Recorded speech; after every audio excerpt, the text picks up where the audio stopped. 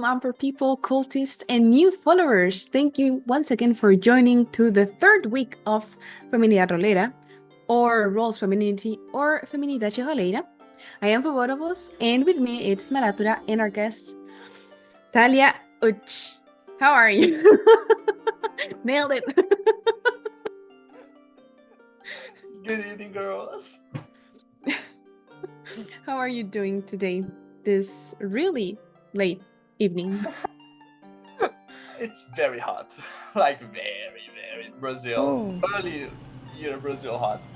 But I'm fine. How about you guys? Very excited. We also hot. We are also hot. We live in a warm place. But we are exciting, so maybe it's because of that too. Yeah, probably. All right, so maybe it's that the conversation is so exciting. Yeah, definitely. Definitely. Not the year apocalypse. It's not the conditions of the planet. It's not. No, that's nothing to do with mass industrialization. Just excitement. So yes, the power of RPGs. Let's talk about that. And I know that we are very excited to jump into the hobby and the cult of the die and the character sheets and all that. But before we talk about that, we would like to get to know Tália first. Like, where are you from? What do you do outside of the hobby? What can you tell us about you? So, first of all, my name is Tália. I'm from Brazil. I have 21 years. I'm a massive nerd. I started playing RPGs with, 6 years of age. And writing, so my dad was a fierce homebrewer, so we never played that much mainstream games, We played 2 games of D&D and that was it. We started making shit up and playing weird games, and that's me. Outside of RPGs, I rollerblade a lot. I write a lot. I'm now majored in fashion and am pursuing a master's in art so I can become an art teacher. I like art communication and theory a lot. It's kind of my whole thing, and it bleeds a lot into RPGs and everything else I do. So yeah, I'm a huge nerd. I don't do much besides being a nerd. So next time that we have you on screen, we will put that in the title. Tália Nerd. Yeah, Tália the nerd. The nerd. Yeah. I will fight for it. I'm sure we all would qualify for that, so we have to get more specific. And speaking of, you said you've played homebrew since I know I said we would take our time to get into the specifics, but you brought it up from the beginning, so it's kind of I think it's very important to set the scene for my relationship with RPGs. People talk about, I start playing D&D in 3rd edition, or GURPS is very big here, or I don't know, Vampire or whatever. I don't have that kind of basis, We never here. I grew up with this. It's a homemade print of 2nd edition, and that's all scribbled up. That's all fucked up over each page because we didn't like the rules, so we messed with it. I really like that. I am known with my friends when we play board games in particular to always change the rules. No, so don't get me started on board games. Don't get me started on board games. Can you tell us one of the rules you remember from early on, that homebrew that you said your dad, right? Your dad used to make. Can you remember one of those homebrew rules that you really liked or that are fond of? I have a lot of books right here. Let me pick another one. Yay! Oh! There's a game. Not many people nowadays know about it, but it's like very, very, very core to me. It's Macross 2, not necessarily Robotech. That was the main vein of the series, but Macross 2 was like a spin-off movie about this whole intergalactic war about culture, like aliens trying to assimilate and rewrite human culture. And in this game, it had on character creation a rule about how racist your character was. Okay. And I remember like 8-year-old me reading that and being like, what the fuck is that? No, it's kind of messy. Here, I will try to find the book and the page during our chat. But I remember fondly my dad reading that to me. Like we were creating sheets and so, and we both found it kind of alarming. And so we flipped that to how your character interacted with the alien species and how it viewed those people as people, you know. In the setting, the Zentran, if I'm not mistaken, are like 20-meter tall people that wear super power armors and fuck up whole cities. And they had a process to become like human-sized, so like tiny. And that was a huge point of one of our campaigns, like how we would incorporate those people into the human society, and how, yeah, it was a war game. It was like people killing and dying, but how those people became valuable people, valuable humans, but not letting go of their own culture, of their own hood, you know. Right. It's interesting because both ways of seeing the specific section of creating the character are referring to the same phenomenon, that is how your character views the world, and Yeah. well, in this case, worlds, I guess, and different species. But it's just a matter of changing the wording and the emotion behind creating that part. Ooh! Yeah. Well, you do have it. Yeah. It's like it wasn't a huge rule shift. Like it wasn't even, if I recall correctly, it wasn't even something that affected a lot of the sheet. Like it's just a prompt for you to roleplay over. But this shit prompt gave us the kickstart to think about that more deeply. And fuck, I remember that table so well. Here, I don't know if it will show up on the camera, but like human sentiment toward Marduk and Zentran. It's like the 10 table you roll to know how much you hate the other species, and vice versa. There's like alien sentiment towards human. Oh, Yeah, it was. It's like it's a D100 table. It's like suspicious of everybody, prefers the company of non-humans, dislikes most humans. It's like kind of in depth. Yeah. And it shifted to something I try to work on my games, like nowadays, like 15 years later. I see those interactions and those veins from old games and think like, that's so badly written. We can't tackle things like that with so much depth, so much interest without being jackasses.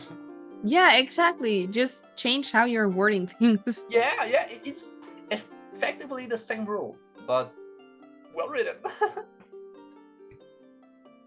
And we usually ask, once you started playing, how did the people around you reacted? Because depending on different things, like the country and the age of the person we're talking to, there are different reactions. When it's they start playing like a few years ago, the reactions are usually good because more people know the game. But in this case, that you start playing so little and with your family, how did you merge like that game and interaction into the rest of the world, your friends and people that you get to know along the way? Uh, uh, the Brazilian RPG scene is kinda unique. I don't know really a lot about other scenes besides ours and the standard one like Gygax and so.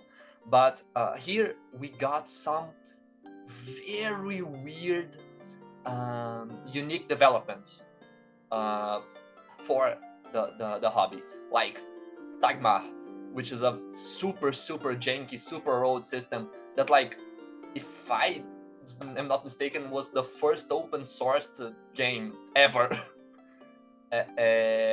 And we got a lot of dedicated magazines, forums, blogs, and yeah, I'm talking about the 90s and so, but I have 21 years.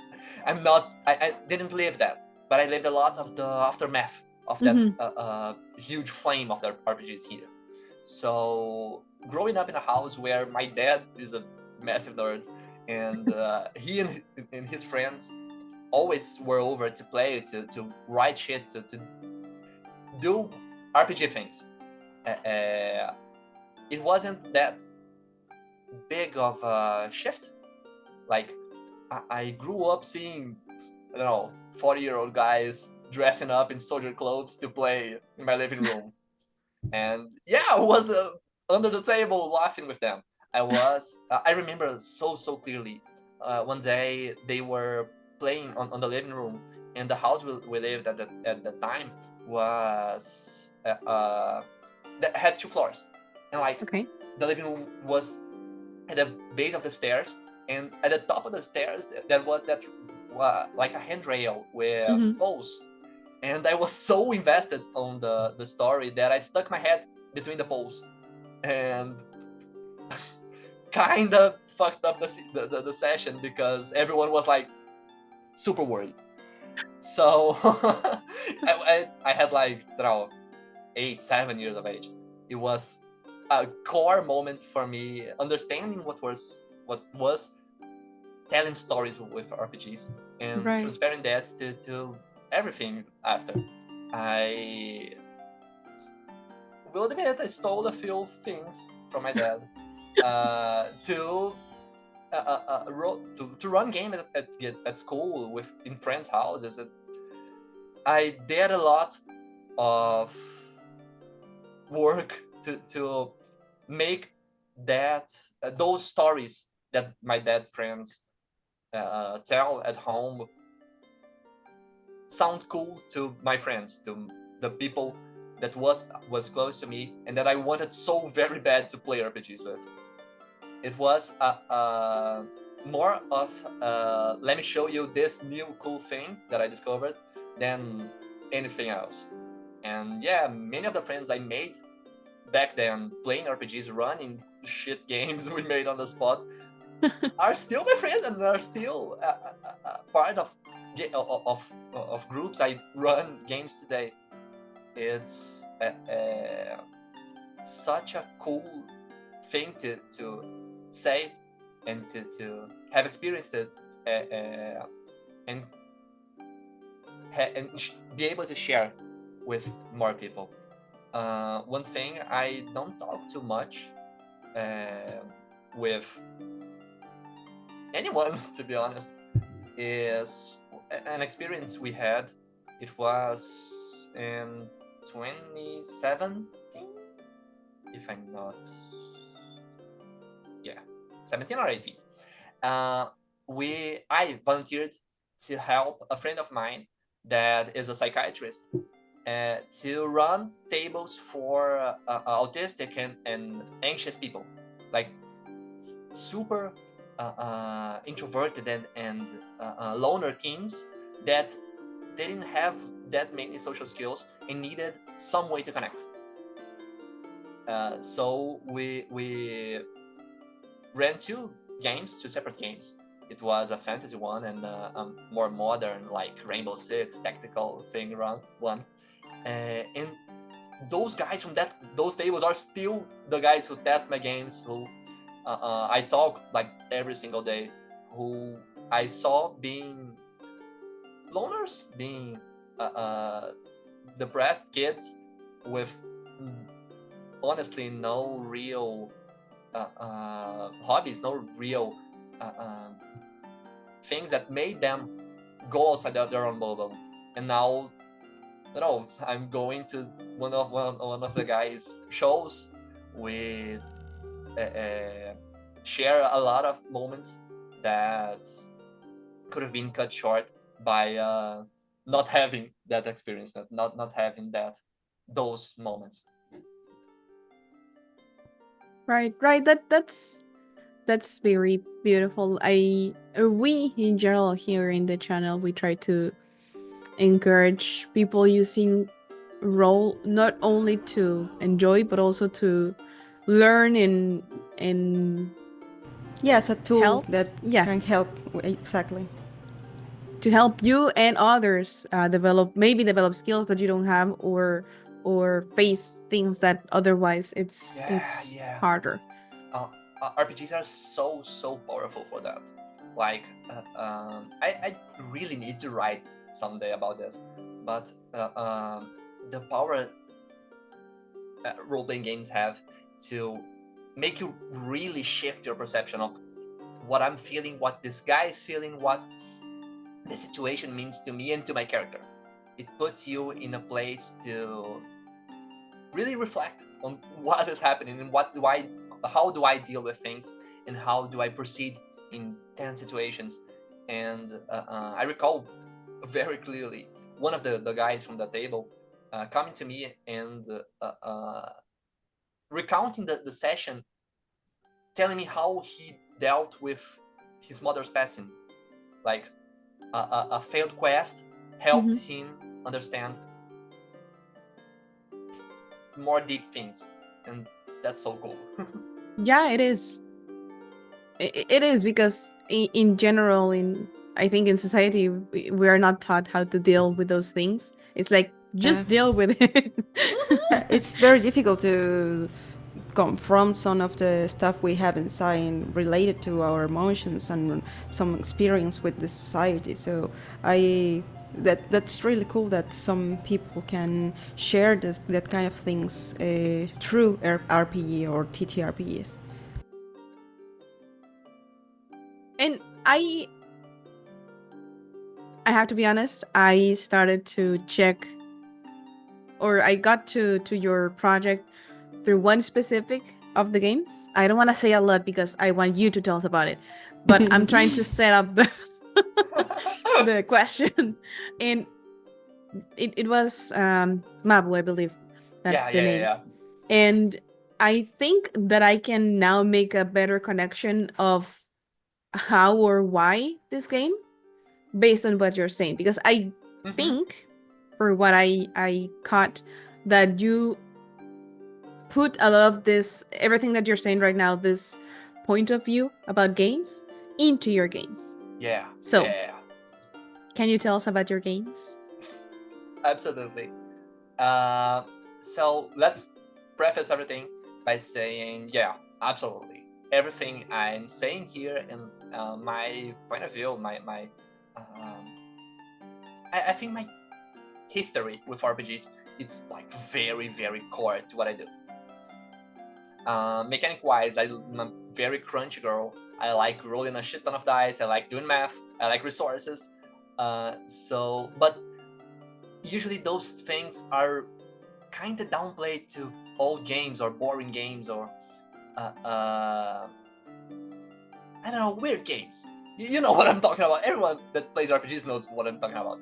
Like when you think of a crunchy game, you think like, oh fuck, math and super long combats and grids, and yeah, kinda. But I try very hard to make that kind of thing fun, and most importantly, make it friendly to people who think it isn't fun.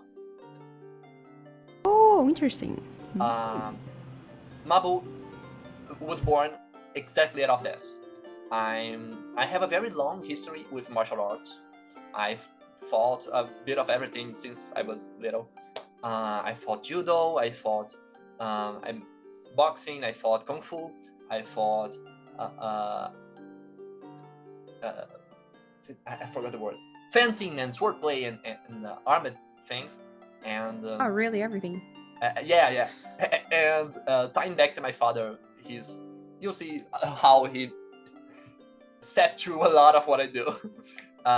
He was a martial arts instructor and a firearm, not only safety, but law enforcement and security instructor. Okay.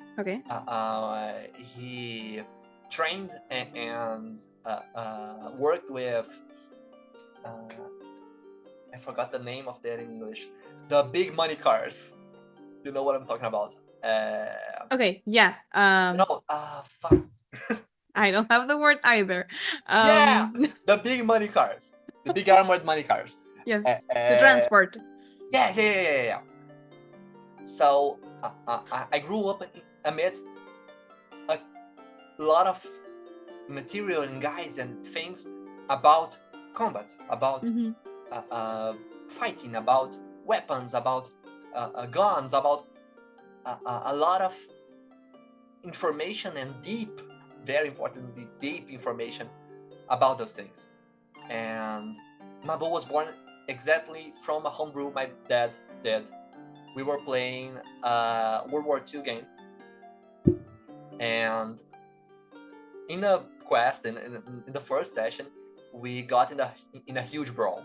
Like, the guys were training, and one soldier misfired into another guy, and the two companies were like, we're gonna kill each other, we're gonna make a mess, we're gonna tear the shit down. And yeah, we spent like half of the training sessions brawling and being arrested, and that felt so fun. Like, I started researching about melee combat games and unarmed combat games and how people dealt with martial arts in RPGs. And I didn't found many cool things. Like, there were some games, yeah, but not anything that matched the mess that those brawls were. Okay, yeah. So I started writing about that. I made some other games in the process. I wrote some.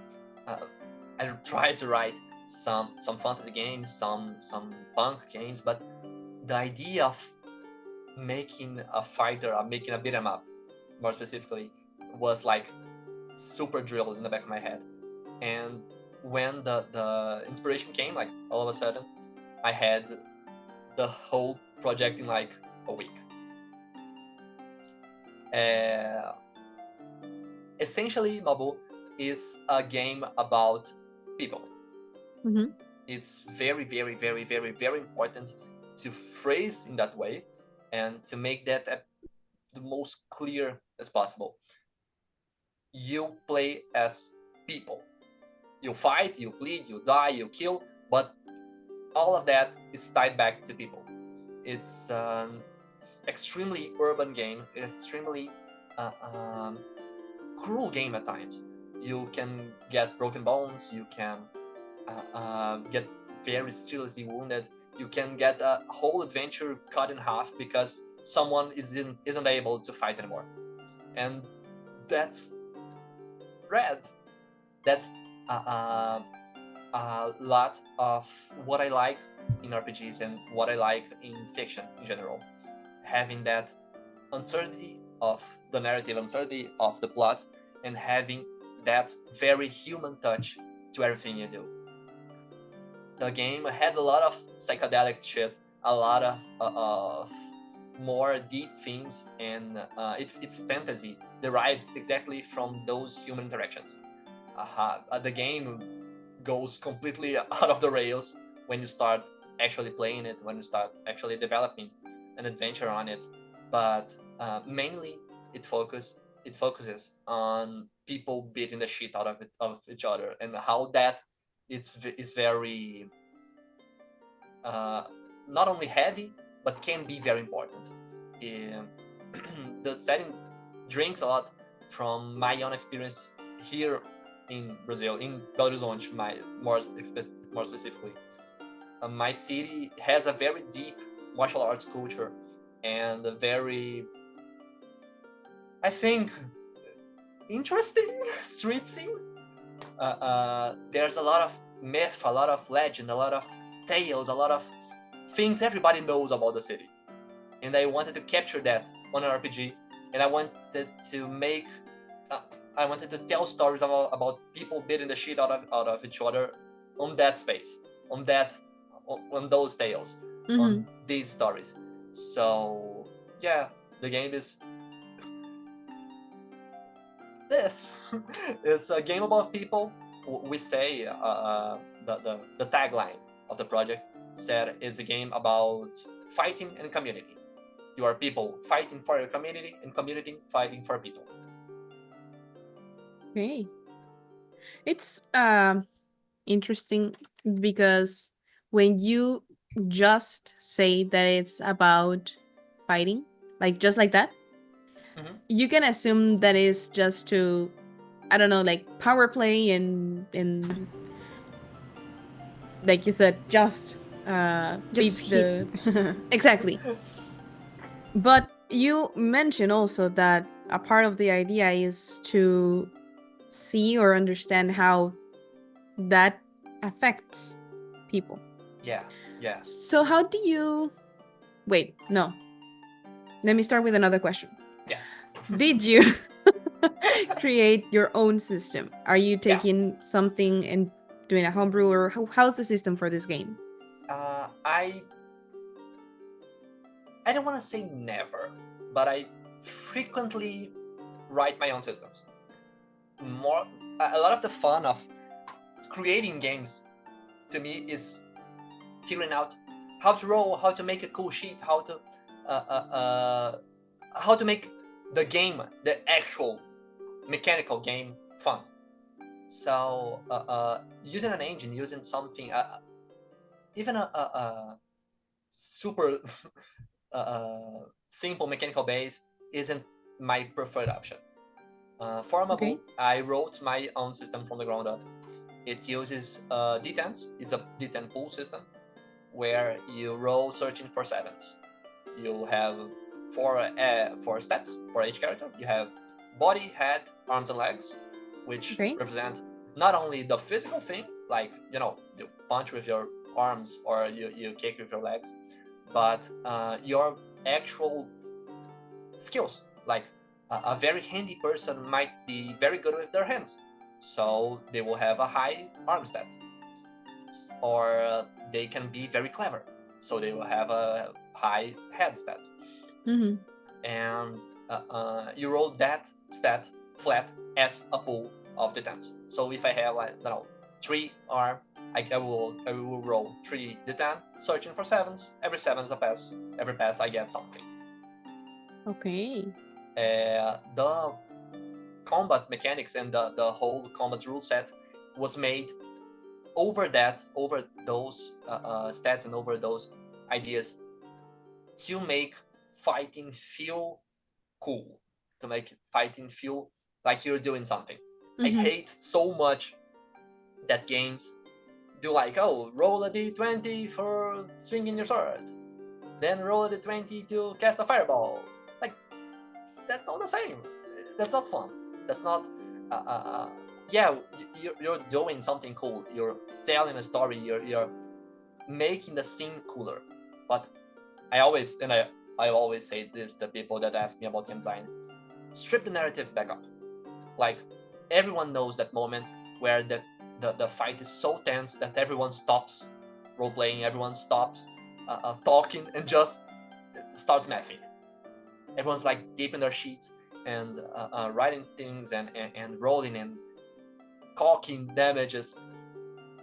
If all you do is just roll generic dice to get generic number, that's kinda against the point of the fiction. Right. If you really desperately need the narrative to not only contextualize, but like give life to what you're doing in the game, you're playing the wrong game. The game is not fun. The game part, yes, role playing is super fun, but the gaming becomes boring. So I made the system exactly to contravene that. Okay. Fighting in Mabu is all about the zones. It's all about how you position each strike, how you position yourself in the battle. So I can strike with every part of my body. I can use punches, kicks, I can use grappling weapons. I can use my head to put something new in the scene.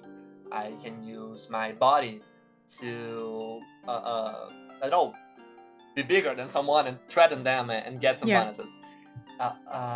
The system flourishes exactly on where you can use those core mechanics, those central mechanics of the game to make narrative, not feed narrative through generic mechanics.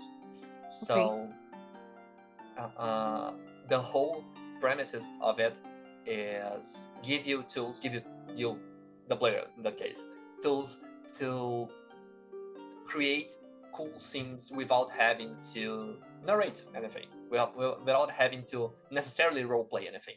The act of saying, oh, I will use my 3-arm dice to punch this guy there is already a scene. You will always have to announce how, where, and how much damage you pretend to do with each strike. So that's already a whole scene without having to roleplay anything. So if you give percentage just to rolling the die and narrating, like the narrative part of the game, which percentage would it have in your game? I think that's a cloudy line to draw. Okay. Like much of the flow of the game balances around that exact line. Like one of my favorite rules from the game is the improvised weapons and random things rule.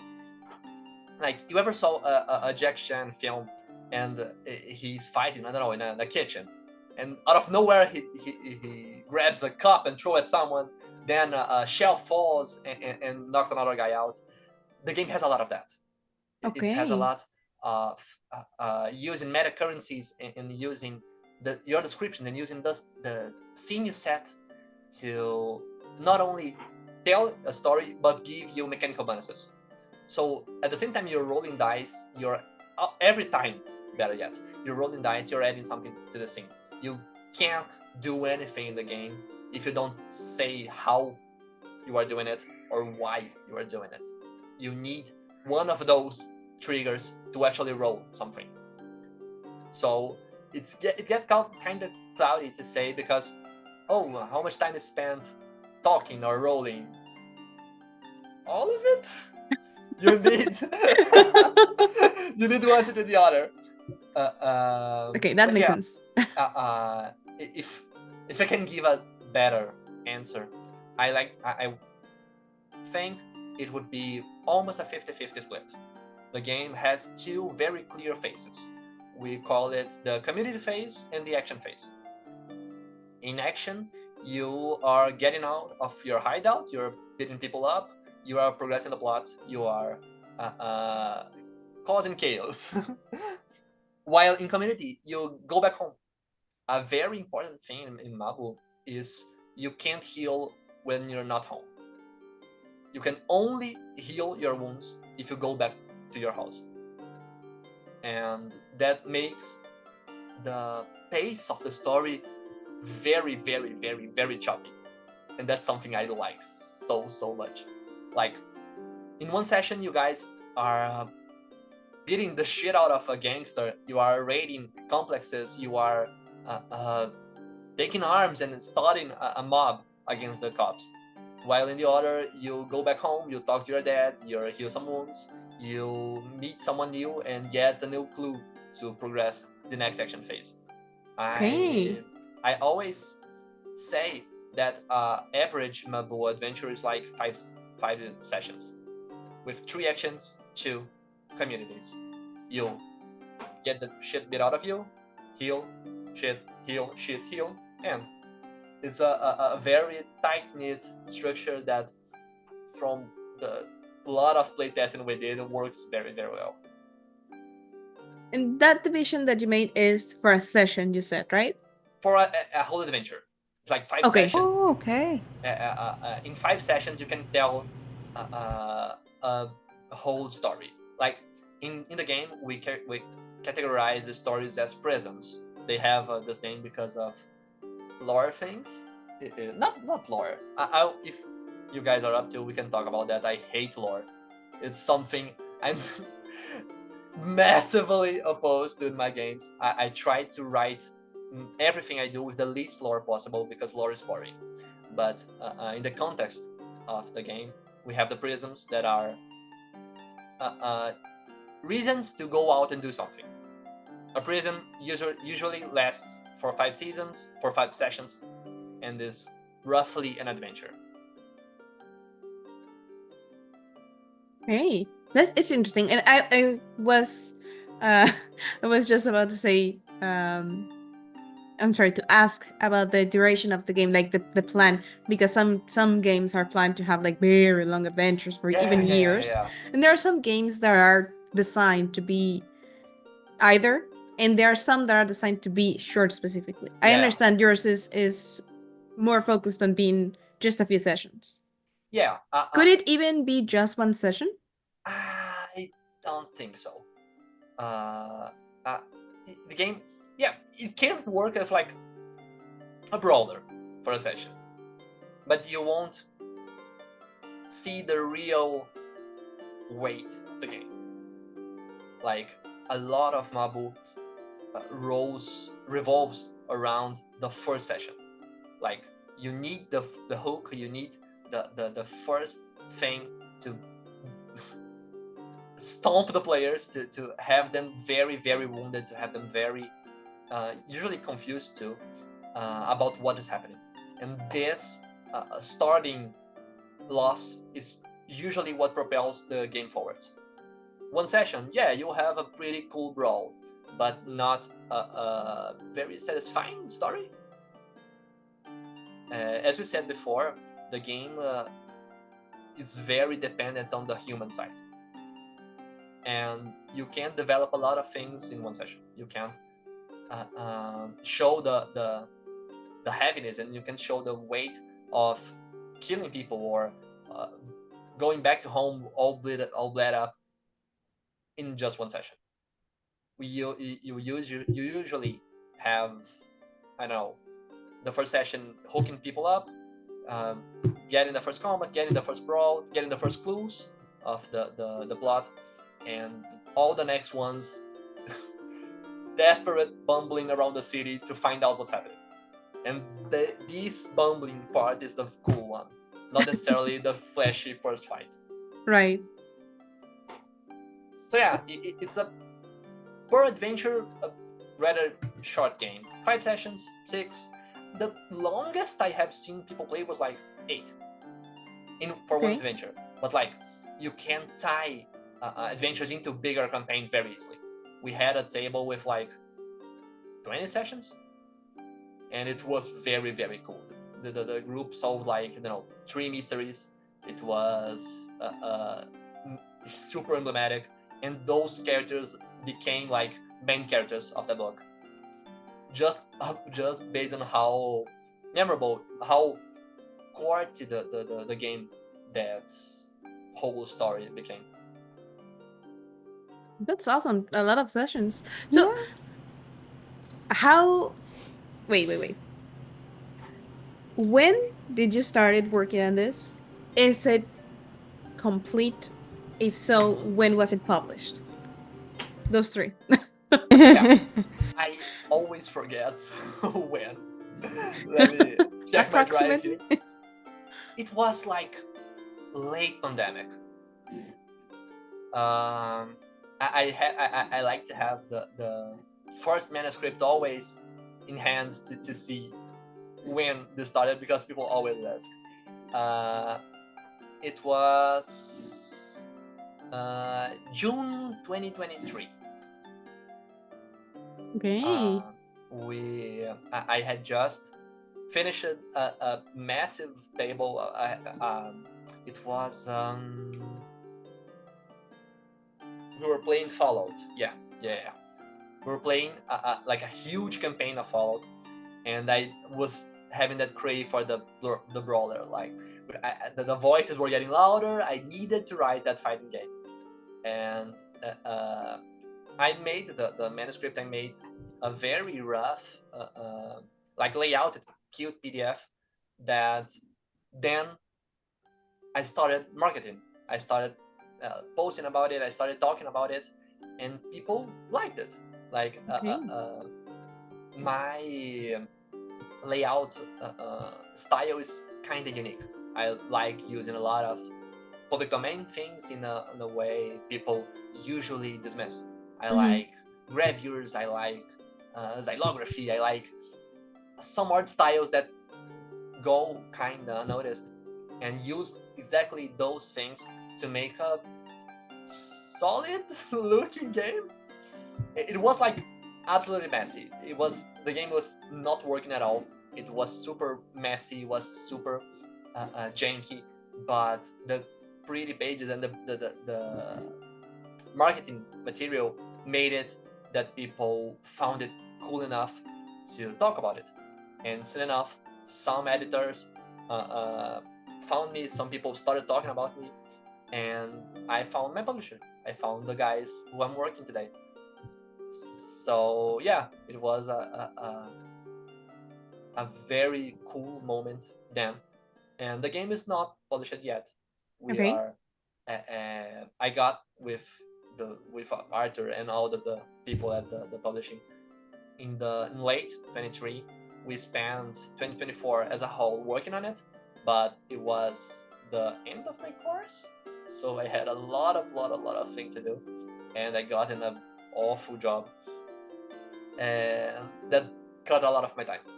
So right now, like 2025, we are finally getting back to work, getting back to speed, and plan to publish it this year.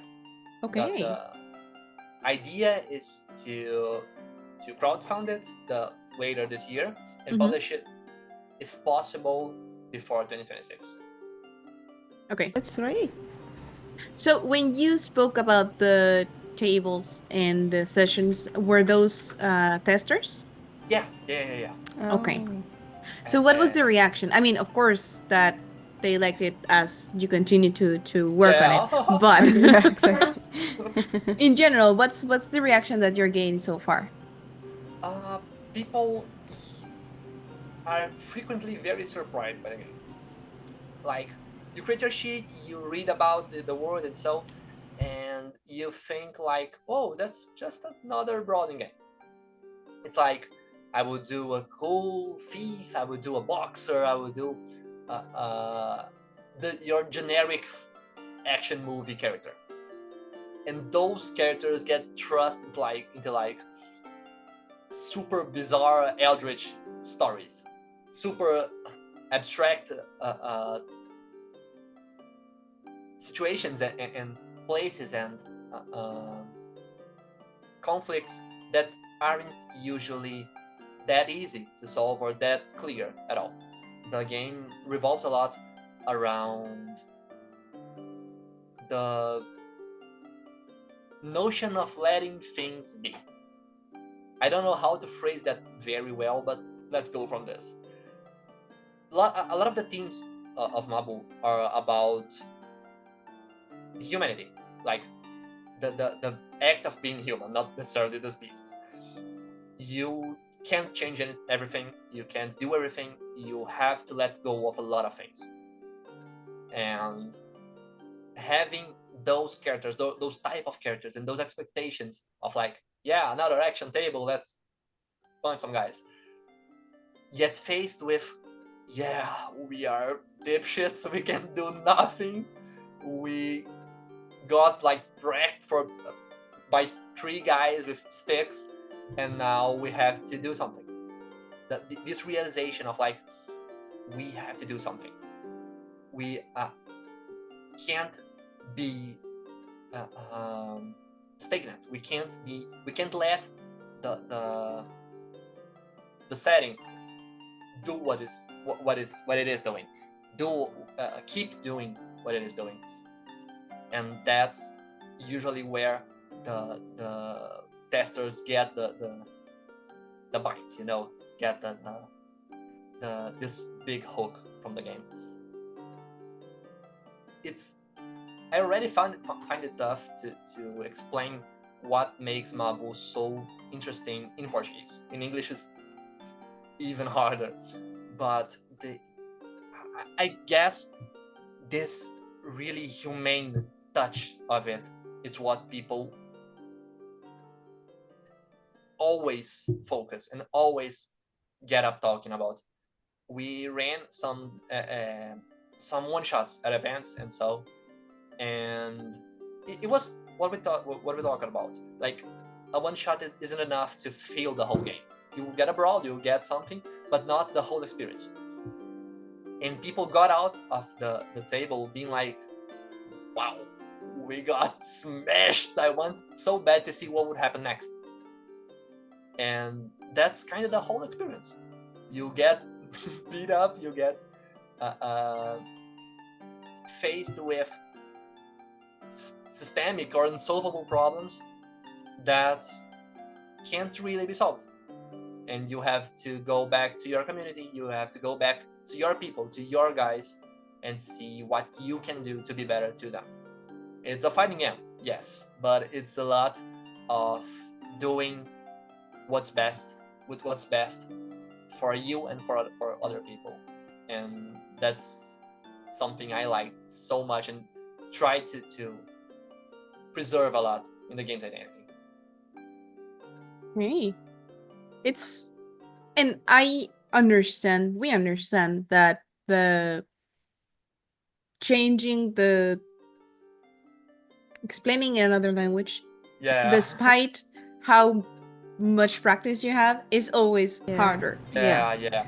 Always. And I think that's kind of hard to talk about without spoiling the game or showing what I'm talking about. It's like the language that I use in my games is very important to what I do. Like what I said before, like, I hate lore. I really don't like writing lore, and I'm really tired of like reading lore in games. So when I write something, I always try to make the act of writing itself enough context to get you ready to play. So the vocabulary I use, the terms I use, the way I phrase things and show things and immerse the reader on the world is way more important than any word building chapter. And in Mabu, this is very present.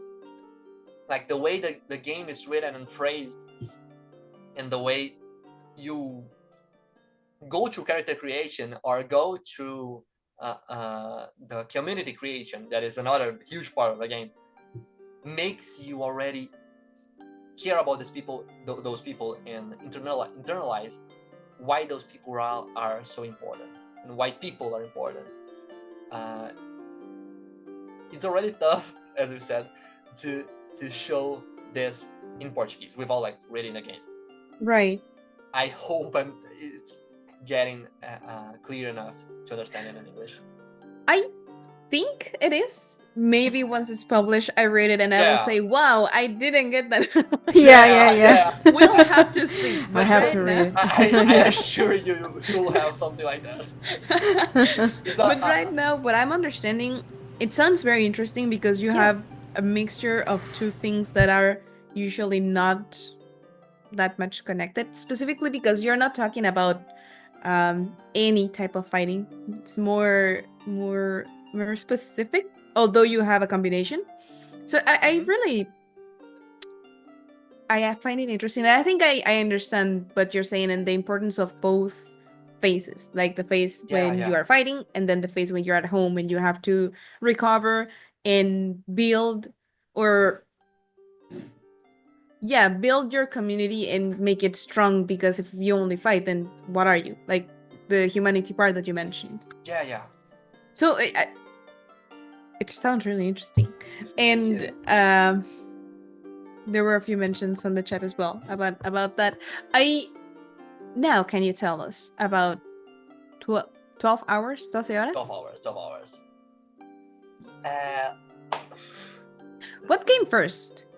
Mabu, of course. Okay. 12 hours came as a Mabu joke. Okay. Okay. It's always so dumb to tell the story, but I got a publishing not deal because our publisher is very small, but like I got together with the guys we were publishing with in late 2023, and every July, if I recall correctly, we have the big con here, the big RPG and board game con here. It's, if I'm not mistaken, the biggest Latin American one here in São Paulo, and it's very, very, very cool. And last year I went with the publisher as an author, and it's like, yeah, I'm the girl who wrote Mabu. I'm here to like play test and have one shots and talk with people about the game. It'll be cool. It'll be like very fun. And it was super, super cool. And after the first day, the con lasts for 2 days. We get in São Paulo on Friday, and we go like straight to Monday. So it's very, very tiring, but very enriching to be with a lot of other authors, with a lot of other creators and such. And after the first day, it was like 1 a.m., 2 a.m. at a bar. We were talking about future ideas and projects and so. And my editor, who was sitting right beside me, like teased me about the shit I write. Beside novel, I have in work in progress, I guess, a game about like Star Fox, but with Cold War jets, like a very crunchy simulational jet fighting game with animals. Okay. And my editor find the idea behind this game so funny. It's like something no one ever did, something an idea very hard to execute and very specific. So he was like, whatever, what else you have in the bag? Talk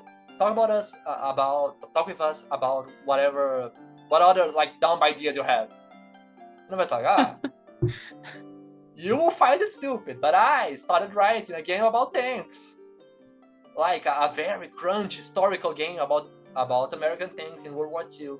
And it was like, no way. It'll be so shit. And I was like, no, you didn't say that. And so I spent the next 6 months working on that game.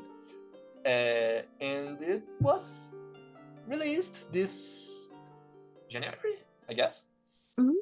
February? I don't remember it correctly, but 12 hours is a short game, I guess. It's not a very campaign-driven game. It's not I will play this forever game. About American tankers in World War II.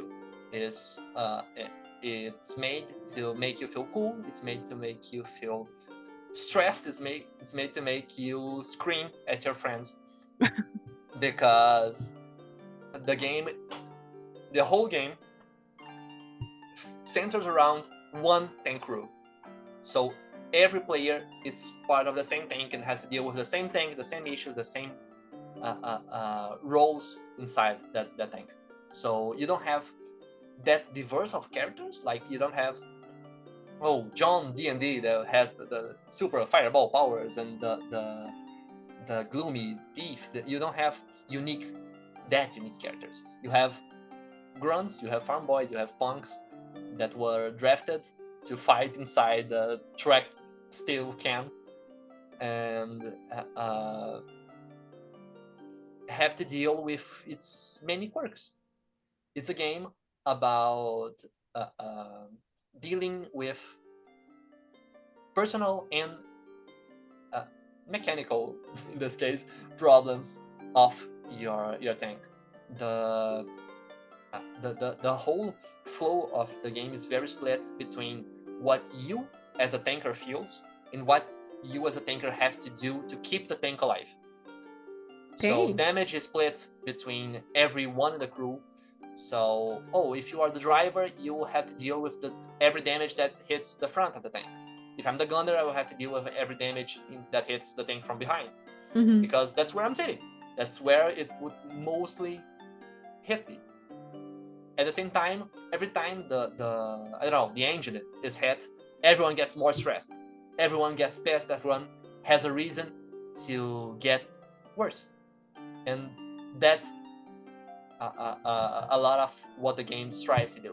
You have a war game. You have the whole cinematic thing of tanks roaming around and fireballs and mud and that whole shtick. But for me, the most fun part is really seeing the crew interactions and how everyone depends on each other, like really, to make this work. The driver cannot do anything if the gunner doesn't shoot, if the loader doesn't load, if the commander doesn't command. It's Right. such an unique game and unique table experience in a very, very, very specific genre. Yeah, it's very It's specific. very specific, yeah. But the main mission, for a minute of say, is Uh-huh. to maintain the tank. Yeah, Or you yeah. have like a side quest or something? It's a game about the northwestern campaign on Europe. So like France, Belgium, Netherlands, that whole march to Berlin, like D-Day forward. So the as you notice, I like this mechanic a lot. The game is split into two phases. We have battles and we have field. In battle, you battle. Yeah, you kill and die and so. But in field, you set up what's gonna happen next. So like, you have to repair your tank. You have to stitch up yourself. You have to find something to do. It's a game not only about having the tank, but being a grunt in Europe during war. What will you do to like keep sane, or to make friends, or to don't get chewed off by your officer? The game revolves heavily around what you do to keep your character in a roughly good enough state, and how you will take your tank to awful situations. One of the coolest things of the game for me is the mission generator. You asked about side quests, and the game has a lot of that. Before every combat, you guys will go into a briefing, like a massive reunion, so where everyone will start drawing cards from a deck, and every card means something different. Like a card can mean the fight will take place on a beach, and another will say that on that beach we have a city, and that city has 6 buildings and a lot of ruins. And these all to say that the whole city was bombarded, and now you have to rescue some infantry. The game creates its own missions, its own like military tasks for you, because that's not something a soldier would have a lot of control in the field. You would not like, I will go on this quest, I will do this because it's the right adventuring thing to do. No, fuck you don't have any choice. But everything before this mission generation, everything before the action is up to you. I will find some trouble. I will, gamble. I will try to make amends with some officer. I'll try to figure out a problem we had. All of that is mechanized. All of that is included as actual phases of the game and things you can do and can work to when you're playing. It's a very human. It's a thing I like a lot. It's a very human game. It's a very hands-on experience of war, I guess. It was very cool. Not to prolong myself, but it was very cool that like 2 days ago I made a post on Blue Sky about the game, and very many authors and people found my post and retweeted it, and not retweeted it, reposted it, and talked about it in like Grant Howitt and like Justin Alexander, and so found the game, and wow, made my day absolutely unreal. But overall, that some veterans, like actual thinker veterans, found the game and were like laughing about things I wrote, trying to make the game feel like a thinker's day. Oh, It was so funny. that's a those good guys. feedback. Yeah. Very specific. Yeah. That's so cool. I was like, there's a section in the book when I go describing all the systems that can break. Mhm. Like a very important part of the game is which systems are whole and which are broken. Like when you get hit, many things can go wrong, and those things need like explanation. People don't know what is a spin crank, a turret ring, or how a bang gun works. So the book has a whole section specifically to explain those things in a lighthearted way. I don't want to bore anyone with like military theory. That's boring. So I made it like chat, like someone was really explaining to you, because I was yapping about it to you. And an example I did was an officer tripping inside the tank and eating shit in the steel. And the guy is like, without my prompt, told the story about that on the comments. And it was like, look at this, and send them a print of exactly this quote in the book. It was so cool to see. I can imagine, because again, it's very specific. Your game is very specific, and although Yeah. you put this section or this part of the mechanic where you talk about the humanity and the internal or mental process and the interaction, because it's a cooperative thing that they're doing. At Yeah. the same time, it's very very specific, because it's not a group of warriors, it's not a group of something, is specifically in the tank. So having that feedback, I think that's the best feedback you can get for this game. I was like livid. That it was so cool. And the guys were like, no, they were like telling stories and talking about things as I knew that, like as I lived that with them. But no, I just like it a lot. I'm just a huge military nerd. So it was so cool to see how I was able to capture the not the magic, because being at war it's very awful, but the right vibe. The essence. Yeah. The essence. Perfect. A thing that bugs me a lot with war games in general. War games, like war-games, not war games. In RPGs, it's like the tone. People tend to think that soldiers are serious, cold, killing machines that do the job and get out. Bullshit. I grew up around a lot of military guys and a lot of military culture, in general here in Brazil. And those are the dumbest guys you'll ever know, the silliest guys you'll ever know, the stupidest stories and tales and whatever else you hear will be from them at the army. Will be from them doing shit to piss off someone in the army. And I tried very much to portray that in the game, to show that, yeah, war sucks, but you're still guys, you're still farm boys, you're still 18-year-olds drafted to a conflict far away from home. You find a way to find joy in the face of death. and Yeah. that's one of the central topics of the game. It's a different point of view. I mean, those games give you the possibility to live in those people who are going to confront those kind of problems, no, related to work. Yeah.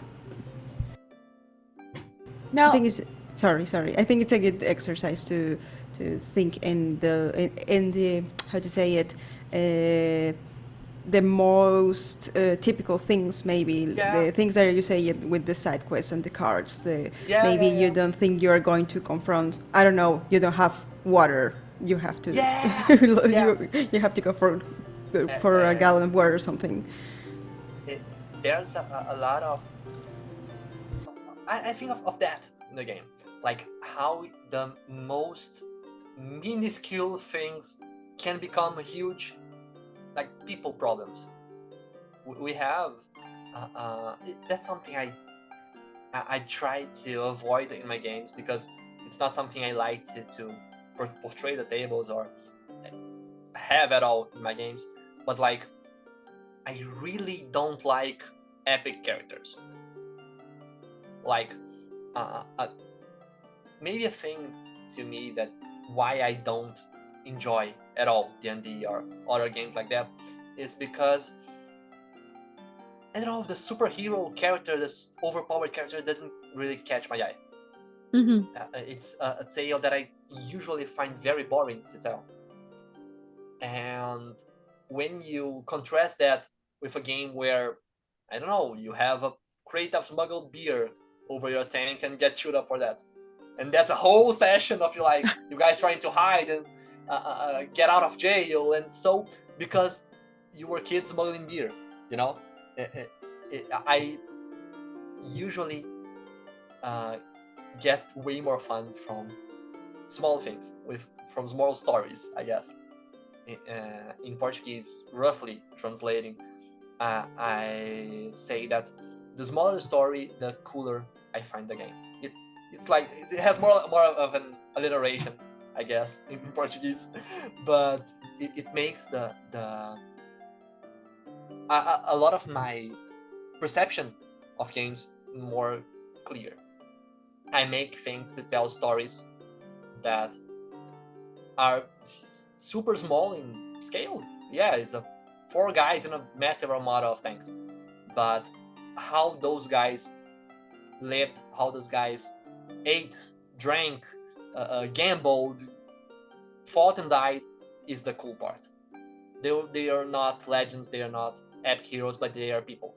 And people doing those things are very interesting, for me at least.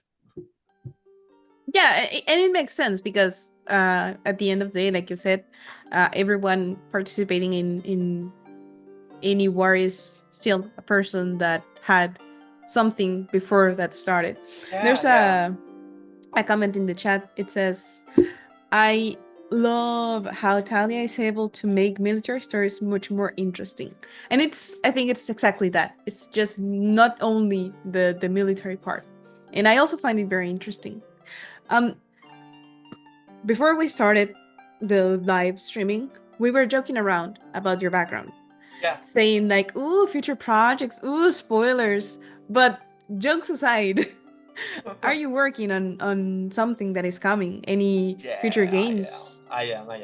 Ooh, can you tell us a little bit about it?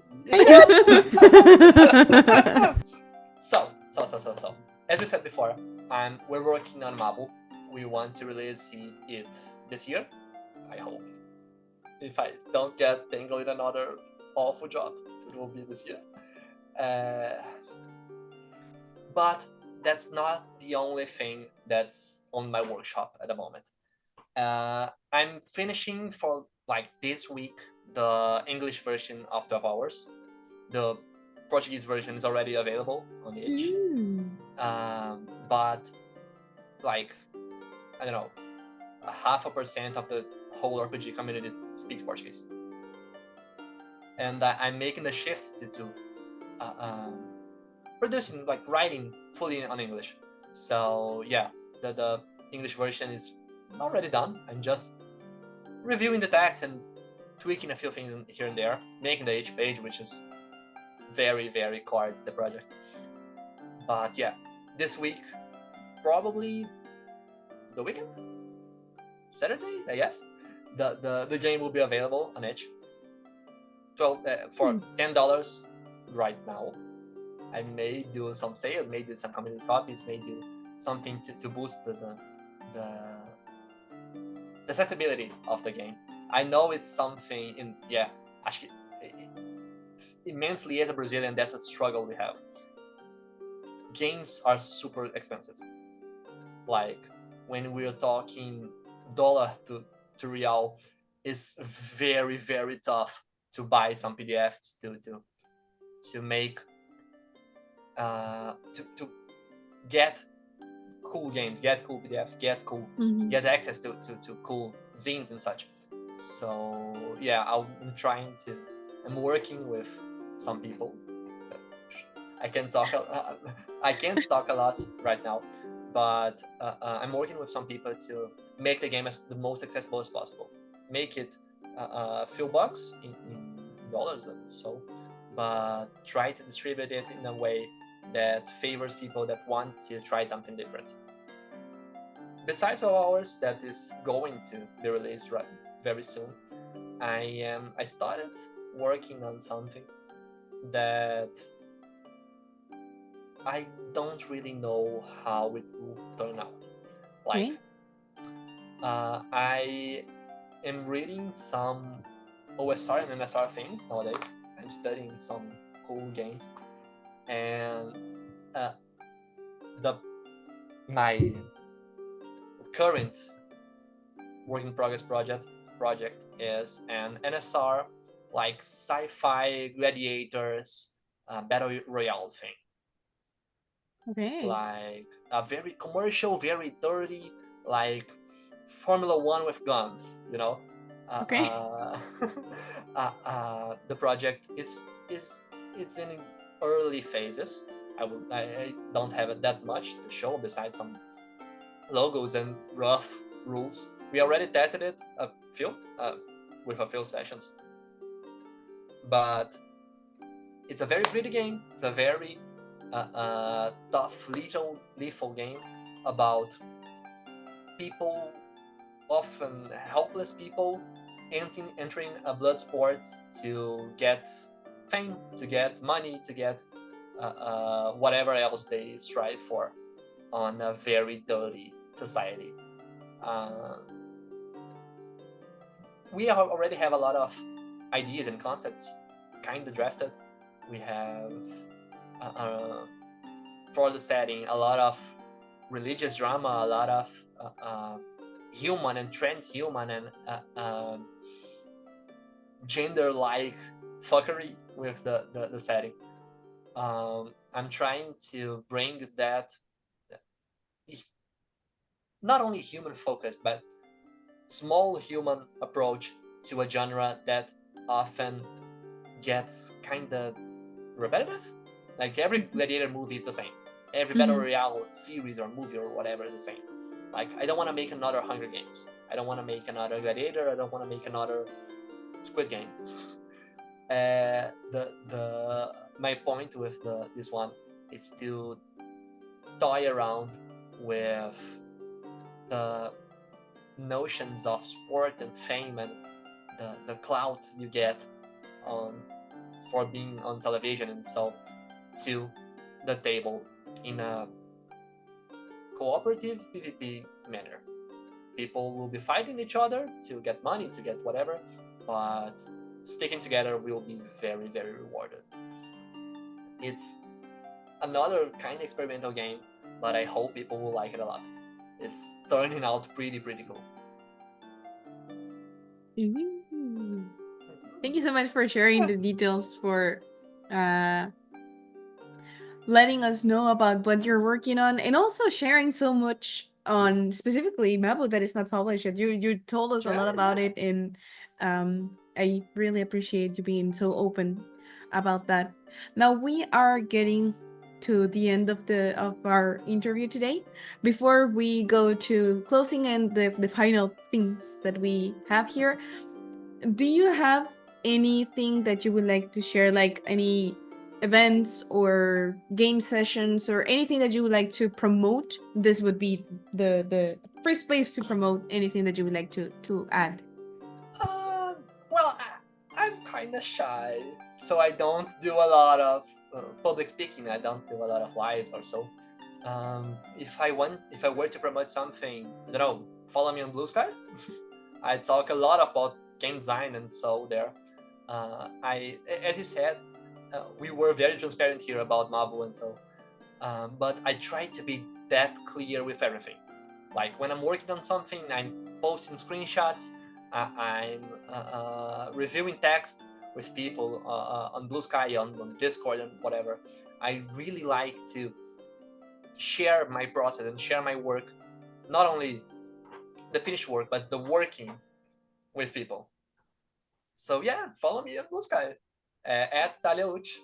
The same way is written here at the live. And yeah, buy 12 hours, available this week. Yay! Well, again, muito obrigada por aceitar o convite. Thank you so much for being willing to do the interview in English. It's not always easy to express ourselves in another language, but we find it, as you mentioned when I was talking to you about this interview, sometimes it's easier or it's better to make this effort in order to get to more people. Yeah. So I really appreciate the effort and that you are willing to stay here, being late where you are, Thanks. and everything. Here in the studio, we have a symbolic way of saying thank you. It's an acknowledgement that people will be able to see on the screen in a few seconds, and that I will send you directly later on, so you can have it as a participant so of cute. Femineidad Rollera'. Again, thank you so much for joining us, for coming here. Thank you, chat, for being here as well, for your questions and reactions. Remember that you can, of course, see our calendar in social media. We still have a lot of things for this month.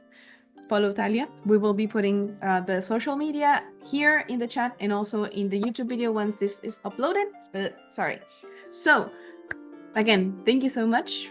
Enjoy your evening, and may your checks be always Critical.